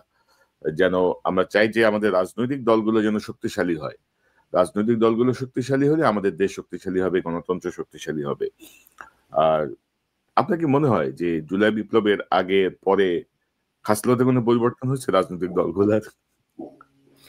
সেটা আমি বিশ্বাস করতে চাই যে পরিবর্তন হয়েছে, বাট দেখেন আপনি বিএনপি এবং জামায়াত দুইটা দলই একজন আরেকজনের বিরুদ্ধে যে বিষোদগারগুলো করে, সেটা তো হওয়ার কথা না। সেটা আমাদের কমন টার্গেট, সেটা তো হওয়ার কথা ফ্যাসিজম, এবং তার সাথে ধরেন ফ্যাসিজমের এখন একটা লেজ রয়ে গেছে জাতীয় পার্টি, সেই লেজটা কেটে দেওয়ার জন্য কি করা দরকার সেটার ব্যাপারে কথা বলুক। দেন যে বাইরের শক্তি যেমন ভারত আমাদের যাতে নির্বাচনকে প্রভাবিত না করতে পারে সে ব্যাপারে ঐক্যমতে এসে সেই ব্যাপারে কথা বলা উচিত। ভাই দিন শেষে এই বিএনপি জামাত তারাই তো সাফার করছে বেশি, তাই না? দেশের জনগণ সাফার করছে সেই সাথে। তারা এত তাড়াতাড়ি ভুলে যাচ্ছে কোন মধুর লোভে। ধরেন বিএনপি, আমি জামাতের ব্যাপারে দু একটা কথা বলছি, ইটস ওকে, তারা বলছে আমার সাথে ডিসএগ্রি করছে। সমস্যা হলো ভাই, বিএনপি যে দলটাকে আমি অনেক ভালোবাসি, আমি কিছু সাজেশন দিতে চাইলে, আমার পয়েন্ট অফ ভিউ দিতে চাইলে বিভিন্ন জায়গা থেকে চিৎকার উঠে, ঘেয়ে উঠে। কেন রে ভাই? This is not the correct attitude. আপনাদেরকে কেউ যদি বলে যে আপনারা এই জায়গাটাতে করলে, আমরা মাঝে মাঝে ভালোবেসেও তো বলতে পারি, শুধু সমালোচনা মানে না যে আপনাকে পচানোর জন্য আমি বলছি তা না। সেই জিনিসগুলার সেই কালচারটা চেঞ্জ হয় নাই। 2 নম্বর হচ্ছে, আমি বলি, আপনি আলাপ করছিলেন এখানে একজন অতিথির সাথে, ব্যারিস্টার রাজ্জাকির সাথে, যে আমাদের সরকারকেও কিন্তু চিন্তা করতে হবে, তাদের লিগাল ভ্যালিডিটিটা নিশ্চিত করে নিতে হবে। একটা ইলেকশন হোল্ড করার জন্য তাদের যে আইনি বৈধতা আছে সেটা নিশ্চিত হয়ে নিতে হবে। এবং নির্বাচন পরবর্তী যে সরকার আসবে তাদের কাছে ওয়াদা নেওয়া যে হ্যাঁ তারা সেই জিনিসটা দেখবে, এবং একই সাথে জুলাই, হ্যাঁ না যাই হোক, জুলাই বিপ্লবকে, জুলাই ঘোষণাকে, সেটাকে আপহোল্ড করতে হবে, সেই জিনিসটার একটা প্রমিস রাখতে হবে। দিন শেষে আমি আপনাকে বলবো, জামাত, একদম আমি আপনাকে বলে দিচ্ছি, আর দর্শকদেরকে বলে, জামাত নির্বাচনে আসবে। যেই সিচুয়েশন, যাই অনুকূল প্রতিকূল হোক না কেন, জামাত এই ইলেকশনে আসবে, বিএনপি ইলেকশনে আসবে। সরকার ইলেকশন করার জন্য তৈরি, নির্বাচন কমিশন ইলেকশন করার জন্য বলতেছে তারা তৈরি। একটা জায়গায় শুধু সবাই এই 3-0 সাথে 4-0 চলে আসতেছে, সেটা হচ্ছে এই নির্বাচনটা আমরা কি একটা টোটাল পুরা করবার জন্য নির্বাচন এত তারিখে, আপনি বলছেন 5 তারিখে, আমার জানা মতে 12 তারিখে, ফেব্রুয়ারি 12 তারিখে নির্বাচনটা হবে ইনশাল্লাহ। তো সেটাকে আমরা একটা আইনি বাধ্যবাধকতা তো এখানে কিছু নাই, আমাদের করা দরকার করে দিয়ে চলে যাব সেই কারণে, তা না। এটা তো আমাদের স্বাধীনতার ইতিহাসের পরে সব থেকে গুরুত্বপূর্ণ নির্বাচন, যেখানে ভারত এবং আওয়ামী লীগ কোনো ফ্যাক্টর হওয়া উচিত না। আমরা আমাদেরকে ভবিষ্যৎটা কিভাবে করবো সেইটা, সেই জায়গার নির্বাচনটা আপনি কিছু জায়গায় এই ব্ল্যাঙ্ক রেখে, যে আমাদের একটা জায়গায় ঐক্যমত, আমরা নির্বাচনটা শান্তিপূর্ণভাবে করব, আমাদের ফোর্স কম থাকতে পারে, আমরা নিজেরা পলিটিক্যাল পার্টি নিজেদের মধ্যে মারামারি করে সিচুয়েশন খারাপ করব না, এই জায়গাটাতে জিরো হয়ে আছে ভাই। এই জায়গাটা যদি কাজ করেন, বডি ক্যাম্প লাগবে না, অন্য কিছু লাগবে না, ভারতের তোষামোদি লাগবে না, আওয়ামী লীগের ভোটার ক্যালকুলেশনে লাগবে না। সরি, আপনি যদি 1 মিনিট দেন, আমি যে জিনিসটা শুনতে চাই এবং বলি, এই জিনিসটা খুবই পেইনফুল। ধরেন কিছু ভারত প্রীতির কথা চলে আসছিল না কিছুদিন বিএনপি নেতৃত্বের বক্তব্যে। ধরেন আপনারা তো ওয়েস্ট করছেন আপনাদের যেই রিসোর্স, মুখের কথা। হাসিনার ফাঁসির পরে আপনাদের যে অবস্থান, আপনারা কি মুখ খুলে বলতে পারতেছেন যে হাসিনার ফাঁসি ঠিক হয়েছে, সঠিক রায় হয়েছে? কেউ বিবৃতিও দিতে পারতেছেন না। রকি আপনাদেরকে এমন কোনো মেডিসিন খাওয়ায় কোনো ক্যালকুলেশন দিছে যে তোমরা আওয়ামী লীগের ভোট নাও, সেটার ভোট 3 কোটি 4 কোটি, আর তোমাদের নিজের ভোটের সাথে বাকি যে আমরা যেটাকে বলি নিউট্রাল ভোটার, সাইলেন্ট ভোটার, তাদের থেকে বড় জোরে 1 কোটি 50 লাখ পাবা, তার থেকে আওয়ামী লীগের ভোটটা তোমরা নিয়ে নাও, তোমাদের কাজে দিবে। প্লিজ, আওয়ামী লীগের কোনো লোক ভোট দিতে আসবে না, আওয়ামী লীগের কোনো ভোট বিএনপি জামাত আপনাদের কাছে যাবে না, এটা নিশ্চিত থাকেন। ওই হিসাব বাদ দিয়ে দেন প্লিজ। আপনারা দেশ, জাতি, জাতীয়তাবাদ এই জায়গায় স্থির থাকেন, ভোট আপনাদের হবে। ওইটাই। আর সবচেয়ে বড় কথা হচ্ছে, নতুন যে প্রায় 4.5 কোটি যে ভোটার, নতুন ভোটার যারা আসলে এখন পর্যন্ত ভোট দেয় নাই, 2001-এর পরে যাদের জন্ম, তাদের বয়স এখন 25। তো 2001 সালে যে ছেলে জন্ম, তার বয়স এখন 25, সে এখনো ভোট দেয় নাই। তো তাদের মানসিক জায়গাটা বিএনপি বুঝতে পারছে কিনা, জামাত বুঝতে পারছে কিনা, এটা হচ্ছে গুরুত্বপূর্ণ। আর ধরেন আমরা মোটামুটি ধরেন আমাদের বিপ্লব সংস্কার এগুলা বিষ মেরে দিছে, এই অন্তর্বর্তী সরকারের নামে মুরব্বী বাহিনী সব শেষ করে দিছে।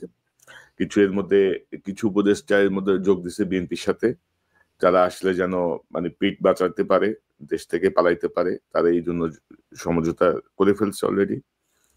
তো এগুলো আমাদের জন্য দুর্ভাগ্য। আমরা এত রক্তের বিনিময়ে যে ফ্যাসিজমকে আমরা হটালাম, আমরা সেই ঘুরে ফিরে আমাদের আসলে কোনো পরিবর্তন হইল না আর কি। সুমন ভাই, এটা হচ্ছে দুঃখের কথা। বিএনপি সমালোচনা করেন, ভালোর জন্যই সমালোচনা করেন, আপনাদের বলবে গুপ্ত জামাত। আবার ধরেন এখন ধরেন মনোনয়ন নিয়ে যখন কথা বলতেছি, তখন আবার বলে যে তোমার এত মাথা ব্যথা কেন, বিএনপি যা খুশি তা করুক। তো এই হচ্ছে কি অবস্থা। মানসিকতার কোনো পরিবর্তন হয় নাই।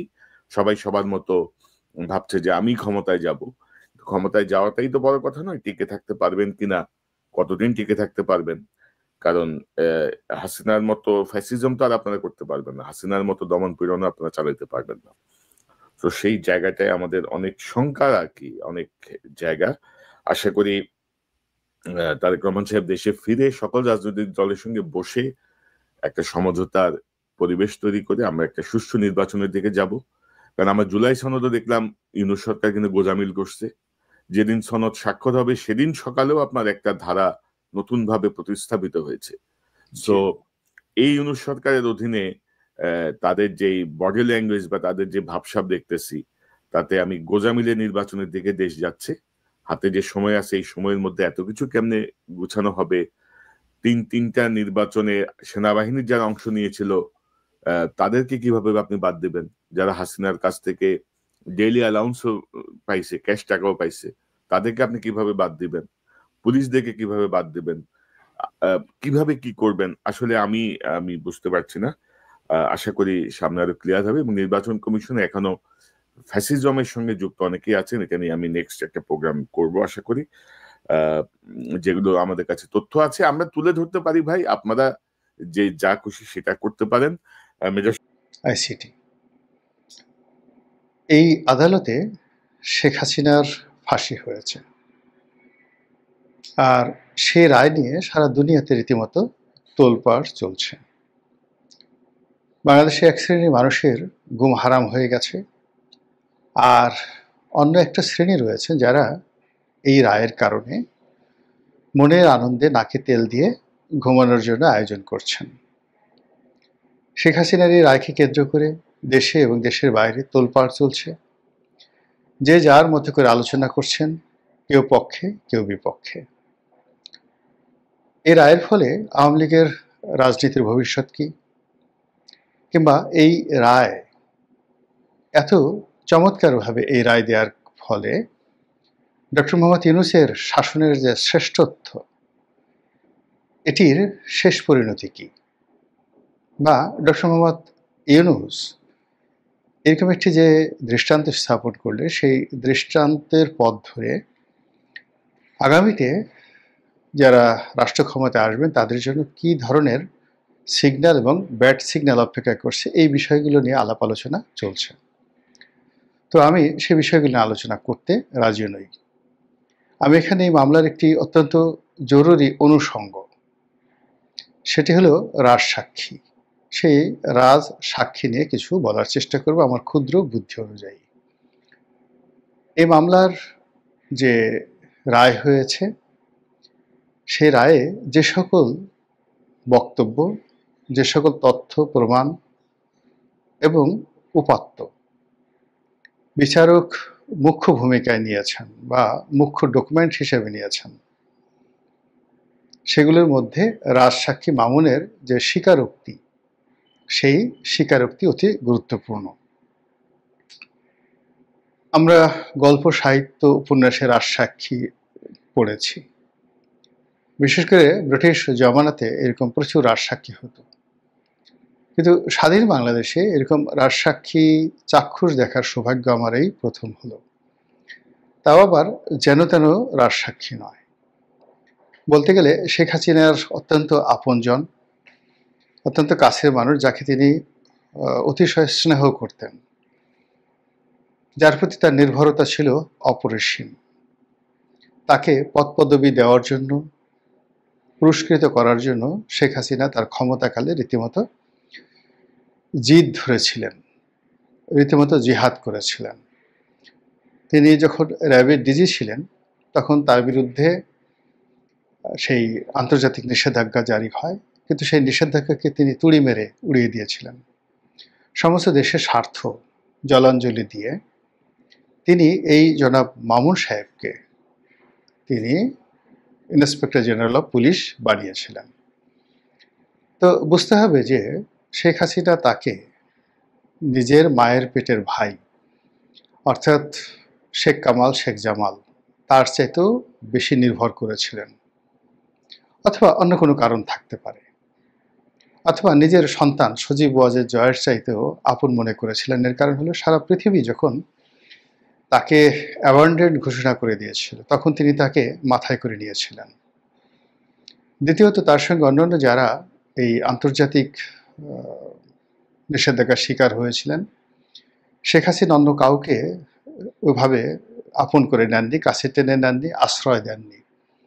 বেনজির সাহেবের বিরুদ্ধে এই অবস্থা হয়েছিল, আর অনেকের বিরুদ্ধে হয়েছিল, কিন্তু সকলের মধ্য থেকে কেন জানি তিনি জনাব মামুনকে কাছে ডেকে নিয়েছিলেন। দ্বিতীয়ত আন্তর্জাতিক যে সংস্থাগুলো তার বিরুদ্ধে রিপোর্ট করেছিল, সেই আল জাজিরা থেকে শুরু করে অন্য যে সকল সংবাদ মাধ্যম, তাদেরকে তিনি চ্যালেঞ্জ ছুড়ে দিয়েছিলেন শেখ হাসিনা।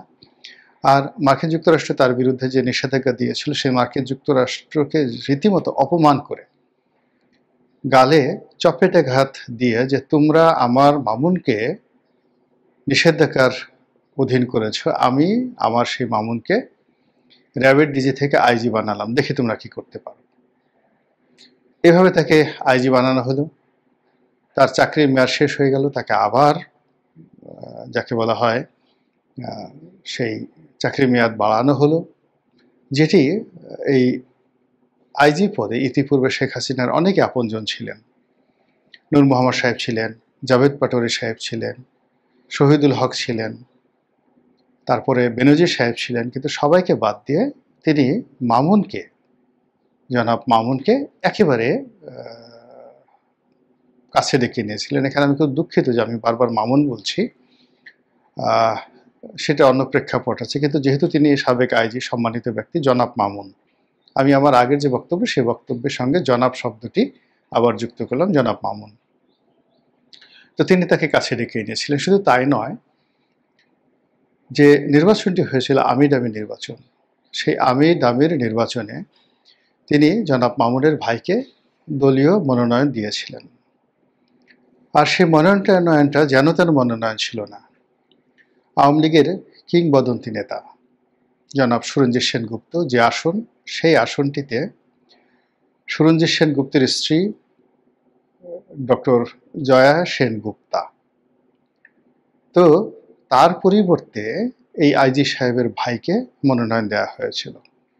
তো বোঝার চেষ্টা করুন যে শেখ হাসিনা তার প্রতি যে স্নেহ দেখিয়েছেন, ভালোবাসা দেখিয়েছেন, শ্রদ্ধা দেখিয়েছেন, এর কিয়দাংশ যদি জাহাঙ্গীর কবির নানক, বাহাউদ্দিন নাসিম, ডিবি হারুন, বেনজির, বিপ্লব কিংবা ওনার অন্য যে সকল মাইম্যান ছিলেন, এমনকি জেনারেল আজিজ, তারা হেমলক পান করে মারা যেতেন, বিষ খেতেন, গলায় দড়ি দিতেন, কিন্তু রাজসাক্ষী হতেন না, এটা আমি লিখে দিতে পারি। কিন্তু সেই অর্থে জনাব মামুন রাজসাক্ষী হয়েছেন।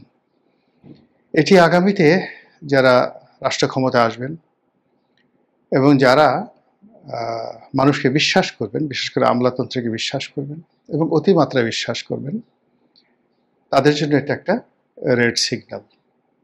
এবং এটা এখন ডক্টর মোহাম্মদ ইউনূস যাদেরকে বিশ্বাস করছেন, আপন ভাবছেন, ডক্টর মোহাম্মদ ইউনূসের জন্য এটা একটা রেড সিগন্যাল। দ্বিতীয়ত, জনাব মামুন রাজসাক্ষী হিসেবে যে কথাগুলো বলেছেন, সেই কথাগুলো যতটুকু আমরা জেনেছি, আহামরি তেমন কিছু নয়। এই কথাগুলো আমরা সবাই জানি, একেবারে গতানুগতিক কথা। ফলে এই ধরনের কথা বলানোর জন্য কেন একজন বাহিনী প্রধানকে এইভাবে গ্রেপ্তার করে তাকে রাজসাক্ষী বানাতে হবে, এটা আমার মাথায় ঢুকে না। এর কারণ হলো, এই যে বেঈমান বানানোর, মুনাফেক বানানোর যেটা কারখানা তৈরি হলো, রাজসাক্ষী বানানোর যেটা কারখানা তৈরি হয়ে গেল, একটা উদাহরণ তৈরি হয়ে গেল, এটি আগামী রাজনীতিকে কলুষিত করবে। রাষ্ট্র ব্যবস্থা, প্রশাসন যন্ত্র থেকে শুরু করে যা কিছু রয়েছে সব কিছুকে কিন্তু আগামী দিনগুলোতে তছনছ করে ফেলবে। এবং রাজনৈতিক যারা কর্তৃপক্ষ, তারা যখন আমলাতন্ত্রকে এভাবে বিশ্বাস করতে না পারবে, সেটি তাদের জন্য একটা বিরাট সমস্যা রাষ্ট্র পরিচালনা করার জন্য। দ্বিতীয়ত, জনাব মামুন যে কাজগুলো করেছেন, নিঃসন্দেহে তার উপর পলিটিক্যাল প্রেশার ছিল, এটা সব সময় থাকে। রাজনৈতিক সরকার যখন থাকে, সেখানে একজন মন্ত্রী, এমপি, রাজনৈতিক দলের সেই যারা সন্ডা রয়েছেন, গুন্ডা রয়েছেন, তাদের কথা মানতে হয়। আপনি দেখুন, এই যে গত 14 মাসে বিএনপির যে সমস্ত লোকের গাড়ি ছিল না তারা এখন অনেকে রোলস রয়েস না চালালেও রেঞ্জ রোভার করে ঘোরাফেরা করছেন। যে সমস্ত মানুষ টয়োটা করোলা চালাতো তখন তারা প্রাডো জিপ চালাচ্ছেন। যে সমস্ত মানুষ থানার ধারের কাছে যেতে পারতেন না সেই সকল মানুষের বাসায় থানার ওসি, এসপি এবং ডিসি পদমর্যাদার কর্মকর্তারা ফুলের তোড়া নিয়ে নেতাদের সঙ্গে এসে দেখা সাক্ষাৎ করে যাচ্ছেন। সচিবালয়ের বড় বড় কর্তারা, সেটা সেক্রেটারি হোক বা জয়েন্ট সেক্রেটারি হোক, তারাও কিন্তু দল বেঁধে বিএনপি নেতা কিংবা জামাত নেতা কিংবা এনসিপি নেতা তাদের বাড়ি, অফিস, বাগান বাড়ি, মিল, কারখানা সব জায়গাতে গিয়ে আনুগত্য প্রকাশ করছে যে হুজুর লাগবেটা কি। এটি আমাদের দেশের না একটা কালচারে পরিণত হয়ে গেছে এবং এই কালচারের মধ্যে যতটা সুসম্পর্ক স্থাপন করা সম্ভব, যতটা সুশাসন প্রতিষ্ঠা করা সম্ভব সেটাই হয়তো করা সম্ভব। কিন্তু এর বাইরে অনেকটা আমেরিকার মতো, যেখানে একজন সাব ইন্সপেক্টর ইচ্ছা করলে প্রেসিডেন্ট রোনাল্ড রিগানকে রাস্তায় গ্রেপ্তার করতে পারেন, ওটা আমাদের দেশে এখন সম্ভব হবে না, হয়তো 100 বছর পরে হবে। কিন্তু এখন যে ট্র্যাডিশনটা চলছে, কালচারটা চলছে, সেই কালচারটাকে জাস্ট চ্যালেঞ্জ জানিয়ে যেভাবে একজন মামুন তৈরি করা হলো বা যেভাবে একজন মামুন তৈরি হয়ে গেলেন, এখন এই কাজের জন্য শেখ হাসিনা তো অবশ্যই দায়ী, জনাব মামুন তিনিও দায়ী, আবার এখন যারা এই সময়টিতে মামুনকে রাজসাক্ষী বানালেন তারাও দায়ী। কিন্তু এই ত্রিপক্ষ মিলিয়ে আমাদের যে টোটাল আমলাতন্ত্র, আমাদের যে পুলিশ সার্ভিস, আমাদের যে বিচার ব্যবস্থা, সেখানে যে নজির স্থাপন করা হলো, সেই নজির কোনো অবস্থাতেই আগামীতে আমাদের জন্য কোনো পক্ষের জন্য শুভ ফল বয়ে নিয়ে আসবে না। এটা হলো প্রথম। 2 নম্বর হলো যে এই যে মামুন এবং তার পরিবার রাজসাক্ষী হলেন, আমাদের দেশের যে কৃষ্টি এবং কালচার, সেই কৃষ্টি এবং কালচারে তিনি এই সমাজে পরিবার নিয়ে, পরিজন নিয়ে সসম্মানে মর্যাদার সঙ্গে বসবাস করবেন, এটি বলতে গেলে অসম্ভব একটা বিষয়। এবং তার এই কর্মের কোনো এক্সকিউজ তিনি নিজে দিতে পারবেন না, তার পরিবার সাফাই গাইতে পারবেন না, বা তিনি যত কথা বলেন না কেন কোনো অবস্থাতেই তার সেই বক্তব্য গ্রহণযোগ্য হবে না। এই মুহূর্তে ধরেন পুলিশের অনেক বড় কর্তা কিন্তু জেলখানাতে আছেন। একজন আইজি আছেন শহীদুল হক, মেজর জেনারেল জিয়াউল হাসান আছে, এরপরে আরও অনেকে আছেন। আচ্ছা, আপনার কি মনে হয় তাদেরকে রাজসাক্ষী বানানোর জন্য প্রস্তাব দেওয়া হয়নি, কিংবা তাদেরকে সুযোগ ছিল না রাজসাক্ষী হওয়ার? কিন্তু তারা সেটি হননি বা তাদেরকে সেটি করানো যায়নি। তো এখানে জনাব মামুন যত কথাই বলুন না কেন, তিনি রাজসাক্ষী হতে এসেছেন স্বেচ্ছায়, মনের আনন্দে, খুশি মনে, এবং তিনি মনে করেছেন এই কাজটি করলে তার জন্য খুব ভালো হবে। এনিওয়ে তিনি সেই কাজটি করেছেন। কিন্তু নিজের যে জীবনের জন্য তিনি যে কাজটি করেছেন বা তার পরিবার পরিজনের সঙ্গে বাকি জীবন স্বাচ্ছন্দ্যে কাটানোর জন্য তিনি যে কাজটি করেছেন, সেটি আগামীতে কী ধরনের প্রতিক্রিয়া তৈরি করে সেটা দেখার বিষয়। এটি হলো এক। 2 নম্বর হলো যে মামলায় তাকে লঘু দণ্ড দেওয়া হয়েছে 5 বছর, এর মধ্যে 14 মাস হয়তো চলে গেছে। হাইকোর্টের যদি চলে যায় আপিলের ডিভিশনে, আপিল করার ক্ষেত্রে তিনি যদি আপিল করেন সেখানে হয়তো তাকে আবার মাফ করে দেওয়া হতে পারে। কিন্তু সমস্যা হলো যে আপনি যখন সমাজে একটা পার্মানেন্ট গ্রুপকে শত্রু বানিয়ে ফেলবেন এবং আপনি যখন একটা বিরাট শ্রেণী, লার্জ মানে যাকে বলে কোয়ান্টিটি আর অ্যামাউন্ট বা পোর্শন, তাকে আপনি আপনার বিরুদ্ধে ঠেলে দিবেন। দেশের 35% লোক আওয়ামী লীগ করে, তারা, আওয়ামী লীগের অন্যান্য যারা সাপোর্টার আছে তারা, এমনকি বিএনপির যারা লোকজন রয়েছেন তারাও হয়তো পছন্দ করেছেন এটাকে খুব বেশি, হয়তো পছন্দ করেননি।